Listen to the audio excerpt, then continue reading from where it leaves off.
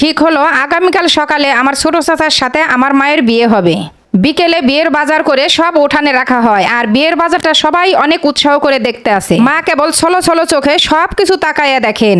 আমার বাবা 8 মাস আগে এই পৃথিবী থেকে চলে গেছেন। আমার আর মায়ের আশ্রয় দেওয়ার জন্য এই ছোট চাচার সাথে আমার মায়ের বিয়েটা ঠিক করেন। ছোট চাচা এমনিতেও মানুষটা তেমন ভালো না, গভীর রাতে বাড়ি ফিরেন। একবার বিয়েও করেছিল চাচিকে খুব পেটাতে। এরপরে ছোট চাচির ভাইয়েরা এসে ছোট চাচিকে নিয়ে যায়।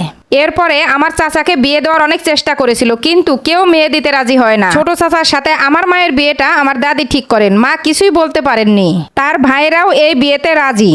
মা তাদের বাড়িতে চলে যাবে, এই দুশ্চিন্তা থেকে রক্ষা পেয়ে যাবে আমার মামারা।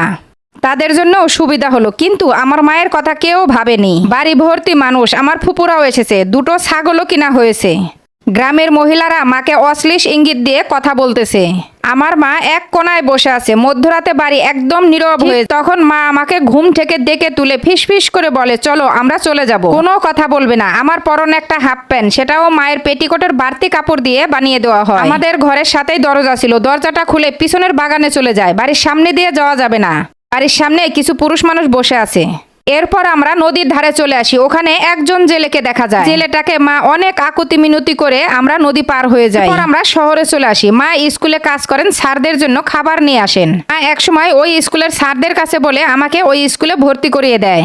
স্কুলের সব স্যাররাই আমাকে অনেক আদর করতেন। তারা কোনো কাজ দিলে আমিও করে দিতাম। সেই স্কুল থেকে আমি ম্যাট্রিক পাশ করি। সব স্যারদের সহযোগিতায় আমার লেখাপড়া চলে। সারা জীবন তাদের কাছে কৃতজ্ঞ থাকবো। ম্যাট্রিক পরীক্ষার রেজাল্ট দেওয়ার পরে আমাকে নিয়ে হই হুল্লা শুরু হয়ে যায়। পুরো বোর্ডে আমিই প্রথম হই। সেদিন মায়ের কান্না কে দেখে, মা কাঁদতেই থাকে। বড় স্যার এসে মাকে থামান। স্কুলের স্যারদের সহযোগিতায় আমি কলেজে ভর্তি হই। আমি যে কলেজে পড়তাম ওই কলেজের কেউ আমার থেকে টাকা নেয়নি। কলেজের ফান্ড থেকেই আমার টাকা দিয়েছে।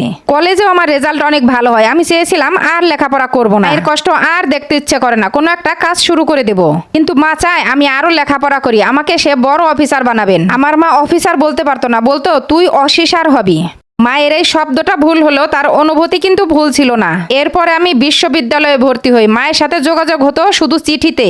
আর আমি যখন শহর থেকে মায়ের কাছে যেতাম, তখন বাংলাদেশ ব্যাংকের চাকরির খবর মায়ের কাছে দেওয়ার আগেই মা জেনে যায়। পত্রিকায় আমার ছবি ছাপা হয়। স্কুল কলেজের স্যাররাই মায়ের কাছে এই খবরটা পৌঁছে দেয়। এই যে আমাকে দেখছো, এই সব কিছু মায়ের কারণে। এই এলাকায় সবাই আমাকে এক নামে ডাইরেক্টর বলে জানে। অবসরে গেছি 2 বছর হয়। ঠিক করেছি অবসর সময়ের বাকি জীবনটা গ্রামের বাড়িতেই কাটিয়ে দিব। সেদিন যদি আমার মা আমাকে নিয়ে এভাবে পালিয়ে না যেত, তাহলে আজকে আমি এই অবস্থানে যেতাম না। আমি জানি সেদিন শুধু আমার কথা চিন্তা করেই আমার মা পালিয়েছে। সবাই আমার জন্য দোয়া করবেন, আমি যেন আমার মায়ের সাথে সারাটা জীবন কাটিয়ে দিতে পারি। তো আমার গল্পটা আপনাদের কাছে কেমন লাগলো অবশ্যই জানাবেন। এরকম সুন্দর সুন্দর স্টোরি যদি আপনারা দিতে চান, ইনবক্সে যোগাযোগ করবেন। যারা এরকম সুন্দর সুন্দর স্টোরি শুনতে ভালোবাসেন, তারা আমার সাথেই থাকবেন। আজকের মতো এখানেই বিদায় নিচ্ছি। সবাই ভালো থাকবেন, সুস্থ থাকবেন। সবাইকে আসসালামু আলাইকুম ওয়া রাহমাতুল্লাহ।